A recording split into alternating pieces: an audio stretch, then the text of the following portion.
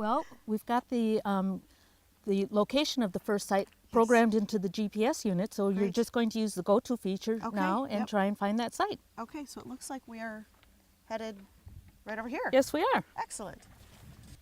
Okay, so we found the sign. Great. And what is our next step? Well, I actually printed off information from the computer system that told us about this site to begin with, and the printout tells us a little bit about the location, gives us some geological or educational information, and it tells us what our logging requirements are in order to get credit for finding this site. That's great. So the first requirement here is, according to the sign, how many miles does this esker meander across the landscape? And so that's got to be on here somewhere. Then the next requirement is, using a yardstick or tape measure, measure the rise of a few stairs, count the stairs, and estimate the height of the eskers. Okay. So I happen to bring along a tape measure for you as well. She's well prepared. Okay, great. Well, let's give it a try. Okay. So now we're actually going to measure the rise of these steps. Okay. And it's important to look at the total rise, so not right at the base where the timber is, but down lower where the grass is, and kind of estimate the height of the rise. Like that.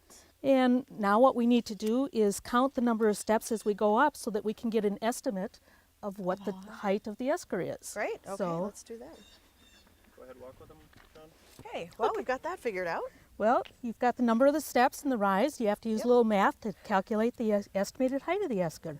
We've got just one more thing that we have to do. One more thing. Okay, great. What's that one? That one is going down the esker a little ways and using a compass to figure out what the directional orientation is of the esker. Great. Okay. Okay, so we can stop here and kind of use the compass to figure out what the directional orientation is of the esker, and you're going to want to make sure that the compass is level. So you've done three requirements in order to find this cold cache site then. That's great. So then do I log those? What you would do now is you would go back to the computer and look up this GC code on the computer, and there's a place there where you can log your find. That's fantastic. Start working towards those patches. So congratulations, you've completed one site now, and if you find two more, you'll have your first patch. That is wonderful.